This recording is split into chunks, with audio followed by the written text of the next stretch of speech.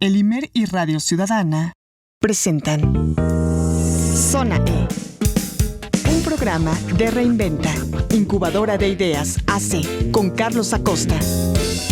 Zona E, reinventa tus ideas.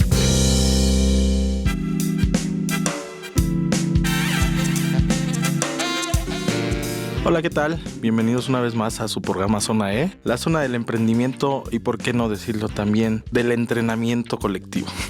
El día de hoy tenemos una plática súper interesante y vamos a hablar acerca de cooperación para el desarrollo. Les recuerdo que si tienen alguna duda, algún comentario, nos pueden escribir a contacto@reinventa.org.mx y de la misma manera me pueden encontrar en Twitter como @acostadeque. Los saluda Carlos Acosta. El día de hoy nos acompaña especialistas de la Agencia Mexiquense de Cooperación para el Desarrollo, AC. Me da mucho gusto saludar a Andrés Torres Scott, presidente y fundador de la agencia, y de la misma manera Adriana Blanco, directora general. Andrés, ¿cómo estás? Bienvenido. Muy buenos días, Carlos. Un placer. Gracias al IMER y gracias a Zona E por invitarnos. Al contrario, gracias a ti por acompañarnos. Adriana, ¿qué tal? ¿Cómo estás? Hola, muy bien, Carlos. Muchas gracias por la invitación y felices de estar con ustedes. Excelente, me da mucho gusto. Y bueno, sin más preámbulo, vámonos directo al grano. ¿Qué hace la Agencia Mexicana? ¿Cómo se creó? ¿Cuándo surgió? ¿Y por qué surgió? Gracias, Carlos. Mira, nos creamos en febrero de este año debido a dos necesidades principales. La primera, la poca capacidad de las asociaciones civiles mexicanas para acceder a fondos internacionales. Y la segunda, también la poca capacitación que tienen no solo las asociaciones civiles, sino las fundaciones, los donantes, para darle seguimiento a sus donativos. A partir de esas dos capacidades hemos creado una gama de servicios, de apoyos. Como lo has dicho, somos una asociación civil, una asociación sin fines de lucro. Es correcto. Cuyo objetivo social pues es capacitar tanto asociaciones civiles como fundaciones, a acceder a fondos internacionales, a darle seguimiento y a mejorar el retorno social de los mismos. Uy, qué interesante. Y Adriana, cuéntanos, ¿cómo surgió esta idea y por qué? Mira, esta idea surgió de una reunión, una cena en casa con varios amigos profesionistas y estamos platicando de todas las necesidades que hay en el país y cómo todos los que estábamos en la mesa trabajábamos en el área de filantropía en nuestros ratos libres. Y fue un momento de decir, bueno, dejemos de quejarnos del gobierno, que es menos del 1% de la población, y empecemos a hacer algo por este país. Entonces empezamos a ver cuáles eran nuestras fortalezas y cuáles eran nuestra trayectoria profesional y cómo lo podíamos poner al servicio de México en un entendido en que la filantropía debe ser una actividad profesional. Debemos de dejar de lado la idea que la filantropía es para la gente que le sobra dinero, le sobra tiempo o que se cree que quiere evadir impuestos. En México hay muchísimas organizaciones muy serias con una cantidad increíble de gente comprometida en ayudar a los demás. Entonces de ahí dijimos, ¿por qué no nosotros nos dedicamos a ayudar a los que ayudan? Está muy bien la idea y creo que muy pertinente en esta época de más bien en nuestro contexto, debido a que hay cientos de organizaciones de la sociedad civil que surgen en este país sin algún objetivo en específico ni sin recursos para poder operar. Y muchas de estas veces se pierden grandes oportunidades porque tienen buenas intenciones, ¿no? Buscan generar impacto social, buscan generar cambio. Y creo que todavía hace falta mucho. Hay una brecha muy grande entre el inicio de las organizaciones de la sociedad civil y la adecuada profesionalización e impactos que generan. ¿Cómo podemos reducir esta brecha? Yo abriría esta pregunta. ¿Ustedes tienen visualizado precisamente de qué manera trabajar, cómo vincularse y cómo apoyar a estas organizaciones para reducir la brecha y hacer un proceso más rápido y amplio de profesionalización? Sí. Tenemos dos líneas. Por un lado, con las organizaciones de la sociedad civil, los orientamos de cómo pueden buscar fondos internacionales, pero ese ya es el paso avanzado. Claro. Primero, nos sentamos con ellos para orientarlos en cómo deben desarrollar sus proyectos. Y aquí es bien importante aclararlo. Nosotros no hacemos los proyectos porque solo la asociación per se sabe con qué capital humano cuenta, cuáles son sus limitaciones, pero también cuáles son sus alcances. Entonces, nosotros lo que hacemos es irlos orientando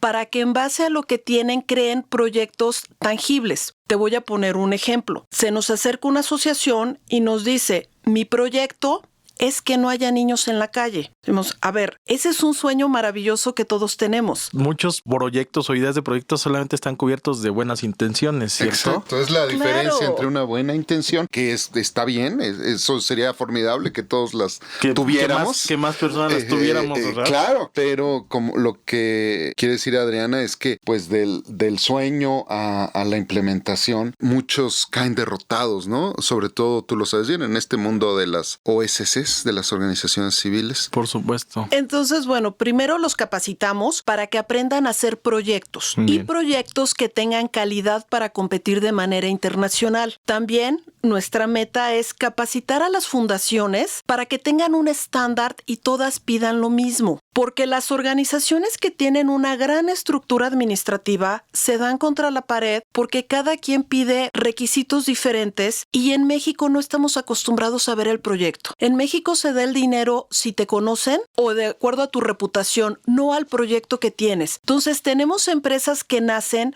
con excelentes ideas, pero que nadie los apoya. Entonces, esa es nuestra visión, que profesionalizarlos, pero también unificar los criterios de quienes dan el dinero en México para que sea igual de fácil acceder a los recursos nacionales que a los internacionales. Que aquí nada más un paréntesis rápido. Piden menos requisitos los fondos internacionales que los nacionales comparados en México. A nivel internacional te vas por el proyecto. A nivel nacional te vas por el papeleo. Súper difícil, ¿no? En nuestra situación poder no solamente crear el proyecto, sino poder consolidarlo y poder ser acreditado en este tipo de, como dices, concursos y convocatorias nacionales, debido a que se le da más peso precisamente a los requisitos y a las formalidades, más allá de los impactos. ¿Ustedes qué creen que podemos hacer o hacia dónde viene ese cambio de perspectiva? ¿Cómo se podría modificar estas malas costumbres, además muy viejas, muy antañas, pues de darle más peso al papeleo? Porque hasta yo analizándolo antropológicamente nos damos cuenta que este es un contexto cultural, ¿no? Todo surge a partir de la desconfianza, sí. y es una desgracia. Pero por favor, mira, fíjate, es muy buena la pregunta que haces, Carlos, y al estar dentro del mundo de las organizaciones de la sociedad civil, hemos podido encontrarnos con varias claves, quizá del subdesarrollo mexicano, ¿no? En principio, es increíble que a 15 años del siglo XXI no exista la idea en México de empresa social. Es decir, yo voy a hacer una asociación civil, no para obtener utilidades, claro, pero sí para vivir. O sea, eso tiene que quedar claro. Nadie puede hacer una asociación civil para no vivir de ella, ¿no? Sería estúpido. Como siempre decimos, ser sin fines de lucro no significa con fin de pérdida. Claro. Pero bueno, cuando lo cuentas a esferas del gobierno, incluso educativas de altos niveles y de gobierno también de altísimos niveles, no lo entienden, los toma por sorpresa y no creen que alguien pueda, como mi caso, asesorar a otras asociaciones a adquirir fondos internacionales. No lo consideran como una actividad sin fines de lucro. Bueno, pues sí lo es porque no se genera un capital extra para reinvertir en otra, sino que sale lo suficiente para mantenerse, acaso crecer. Entonces, bueno, tenemos esta idea de la empresa social que no existe. Mientras que en el mundo, en Inglaterra, en Estados Unidos, tenemos como el Humanitarian Innovation Fund, claro, o el Innovation Fund, que dan hasta $15 millones para gente con $15 millones. Ya ni quiero saber cuánto son pesos, porque además, sí, aunque lo supiera, cambiaría en cuanto termine de grabar este programa.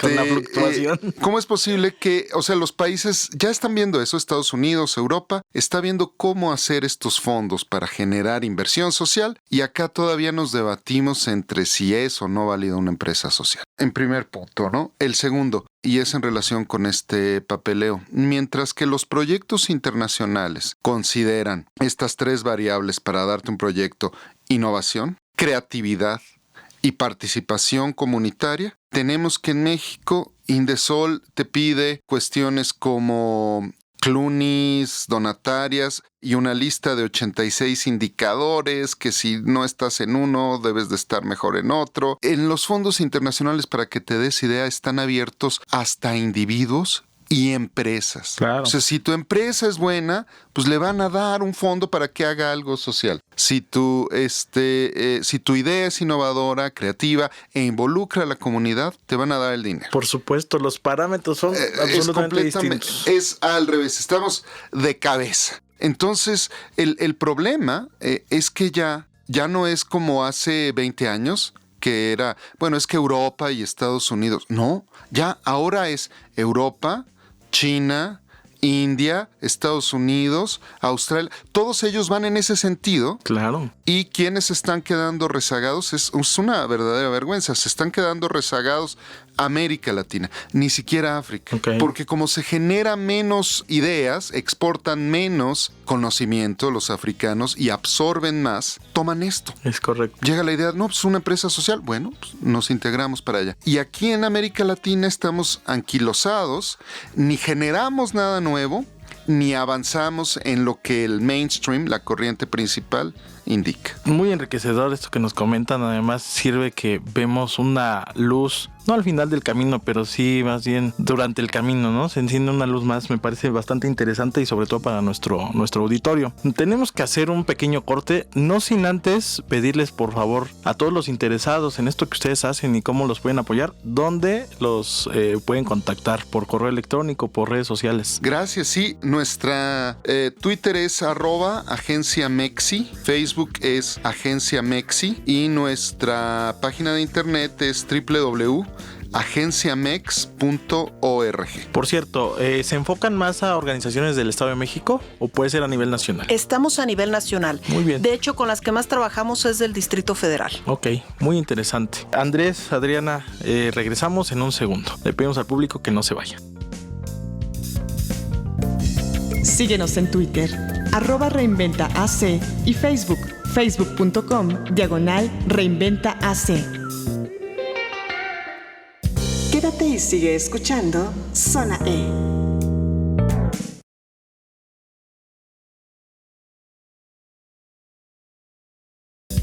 Esto es Zona E. Continuamos. Visita www.reinventa.org.mx o www.emprend3.mx.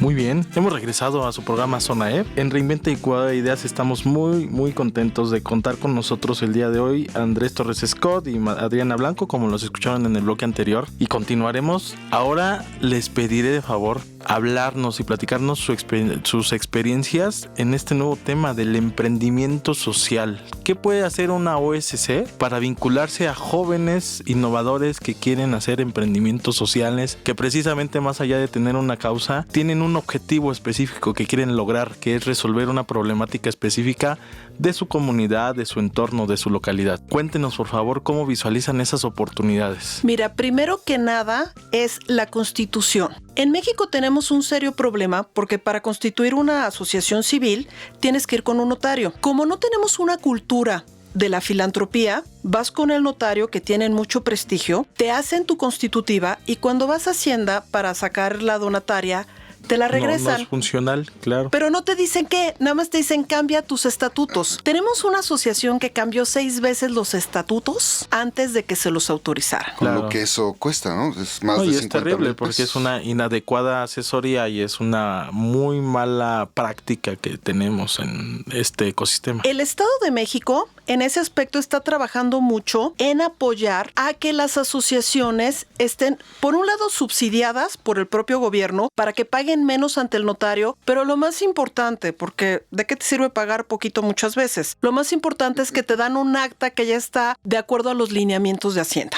que ya no te la van a echar para atrás. Ese es el primer paso, que se constituyan. Algo bien importante que tenemos que entender, si estamos bien constituidos y actuamos dentro del marco legal, vamos a poder crecer. Ya no podemos seguir en la economía informal y menos como organizaciones de la sociedad civil. Claro. Ese sería el primer punto, estar bien constituidos. Y después tenemos que tener un objetivo, pero que sea medible, que sepamos exactamente hacia dónde vamos. Porque como te decía, la gente dice, yo quiero que no haya niños en la calle. Bueno, un proyecto tiene que ser, yo voy a construir una casa en tal delegación donde voy a admitir a determinado número de niños, les voy a dar estos servicios. O sea, tienen que tener cuantificado qué es lo que quieren hacer.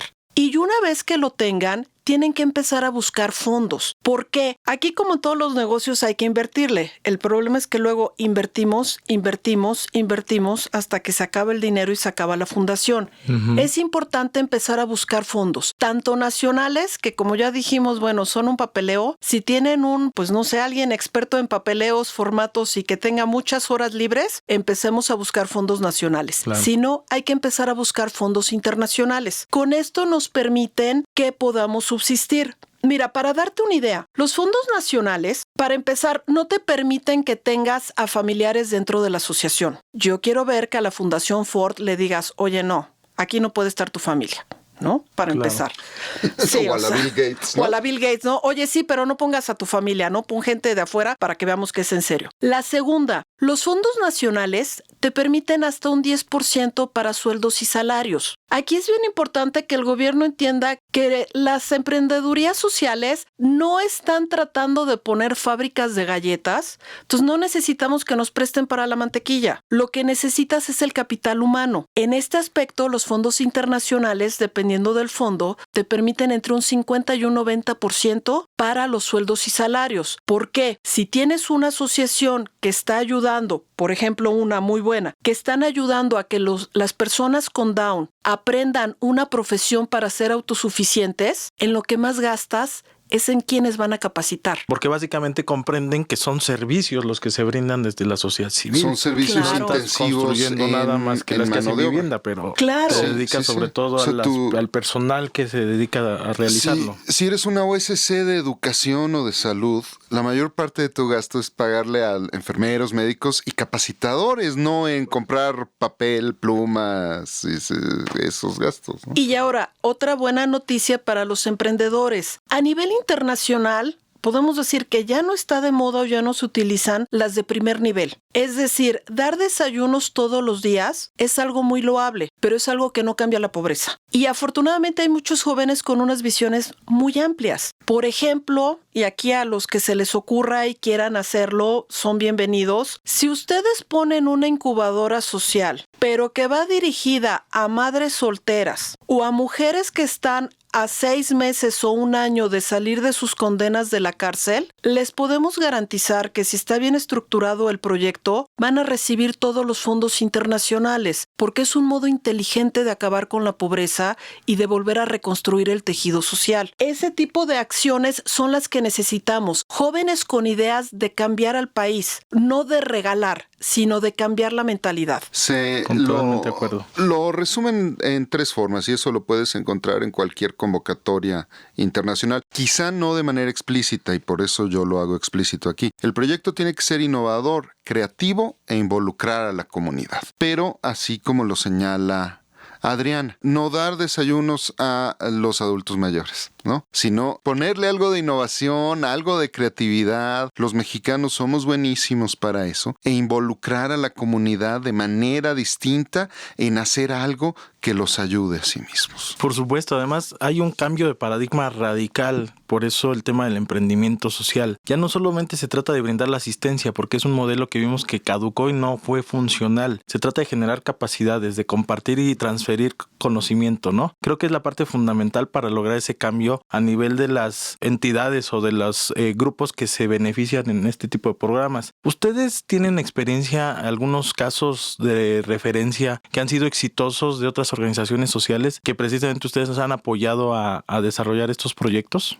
Sí, hemos capacitado, trabajado con algunas. Tenemos convenios de confidencialidad que desafortunadamente no me permiten dar ni montos ni nombres. ¿Pero qué tipo de actividades? Me gustaría más saber qué han visto que ha dado resultados positivos. Mira, en educación, todo lo referente a promoción de la democracia en la educación. Por ejemplo, estos comités que están en la ley que debe de haber en las escuelas primarias, los que en Estados Unidos se llaman PTA, padres y maestros, están en la ley mexicana y en ningún lugar se aplica. Entonces, asociaciones que se dedican a ir a las escuelas públicas y privadas a implementarlos, claro, y hacer que la gente se involucre, principalmente son los alumnos y los profesores, y los padres tienen que ir una vez al mes, tampoco es tanto. Pero sí es una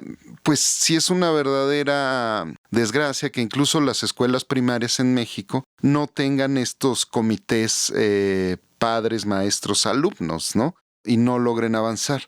Entonces, bueno, con una técnica muy, muy precisa, se involucran tanto padres como alumnos, se generan proyectos y se genera conocimiento, y el chiste aquí es elevar al alumno de simple observador a copartícipe en lo que quiere aprender, en lo que va a aprender y para qué le va a servir lo que va a aprender. Ese, pues, sería un ejemplo.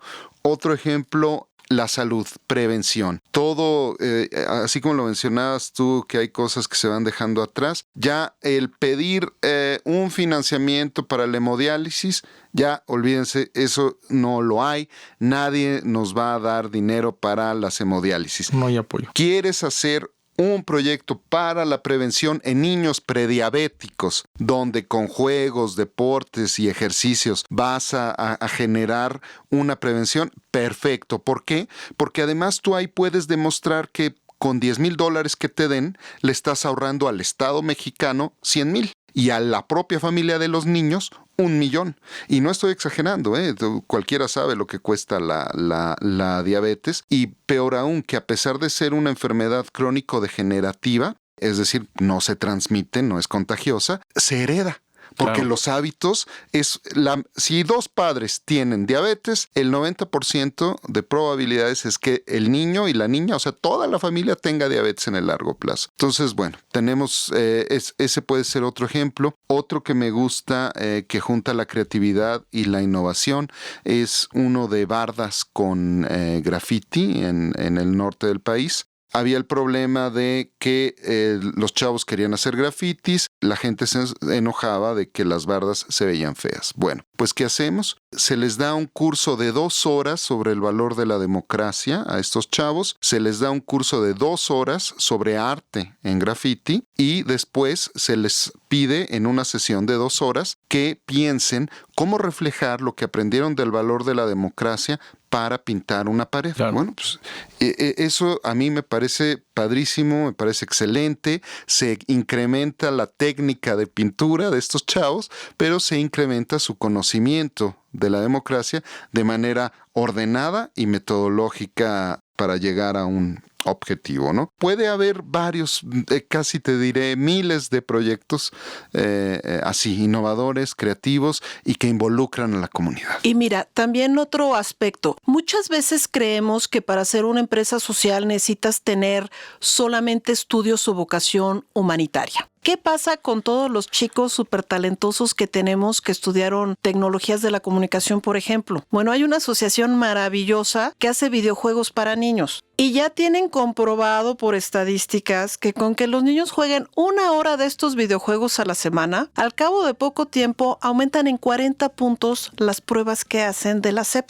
Del Ceneval. Okay. Del Ceneval. Uy, está padrísimo. Y aparte, por ejemplo, esta asociación, todos sus juegos están gratuitos. Es más, voy a hacer propaganda. Vayan a www.tac. Son juegos para los niños a nivel... Googleen. Son juegos para los niños a nivel primaria. No les cuestan y de manera divertida aprende. Muy bien, Adriana, te agradezco mucho ese comentario. Lamentablemente hemos llegado al final de nuestro programa y tenemos que despedirnos porque ahora sí se nos hizo muy corto. Sí.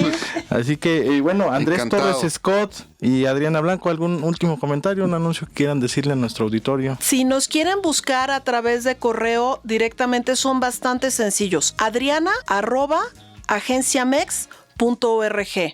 El de Andrés, pues igual, andres@agenciamex.org, donde nos encantará oír sus comentarios, sugerencias y lo que necesiten. Andrés. Gracias, sí, Carlos, nuevamente gracias a ti, Alimer, y estamos en www.agenciamex.org, así como Facebook y Twitter, las dos son iguales, Agencia Mexi. Muy bien, Gracias. amigos, pues ahí están los datos de contacto. Nosotros nos despedimos pidiéndoles escucharnos nuevamente la siguiente semana y nos despedimos de ustedes. Agradecemos las facilidades otorgadas para la realización de este programa a Radio Ciudadana y también al equipo en la operación, a Gamaliel González, en producción Carolina Valle, contenido Alan Montalvo, y se despide de ustedes Carlos Acosta. Escúchenos la siguiente semana. Esto fue Zona E, Reinventa, incubadora de ideas. Escríbenos a contacto@reinventa.org.mx. Lo que escuchaste fue una producción del Instituto Mexicano de la Radio en colaboración con Reinventa, incubadora de ideas AC. Zona E. Reinventa tus ideas.